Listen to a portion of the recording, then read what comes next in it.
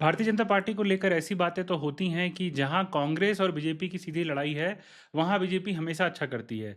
पर जहां भी क्षेत्रीय दल से उनकी लड़ाई होती है, वो अच्छा नहीं करते हैं। पर हाल फिलहाल में अगर आप देखेंगे तो आपको ये धारणा भूलनी पड़ेगी, क्योंकि बीजेपी ने ऐसा काम किया है कि क्षेत्रीय दलों को उन्होंने काफी हद तक कट डाउन किया है। आप उड़ीसा का एग्जाम्पल देख लीजिए। नवीन पटनायक जो कि इतने सालों तक उड़ीसा की सत्ता में रहे, उनको सत्ता से बाहर जाना पड़ा। आज स्थिति यह है कि उनको बीजेपी की 5 महीने की सरकार के खिलाफ उनको रोड पर आना पड़ा। ऐसा तो नहीं है कि आप किसी सरकार को 5 महीने भी नहीं दे सकते, आपको लोगों ने 20 साल से ज्यादा दिया है। तो ये सारी चीजें ऐसी हैं कि जब आपका अस्तित्व खत्म होने लगता है तो आपको लगता है कि अब एक ही लड़ाई है जो कि बीजेपी से लड़नी है, और ये सारे क्षेत्रीय दल अलग अलग राज्यों में कर रहे हैं। ये बात ठीक है कि कुछ ऐसे स्टेट यूनिट्स हैं जिन्होंने अच्छा काम नहीं किया है, इंक्लूडिंग दिल्ली। ये बात है कि उन्होंने अरविंद केजरीवाल के खिलाफ उतना तगड़ा विरोध नहीं खड़ा किया है। पर आप ये नहीं कह सकते कि बीजेपी क्षेत्रीय दलों के सामने कमजोर हो चुकी है।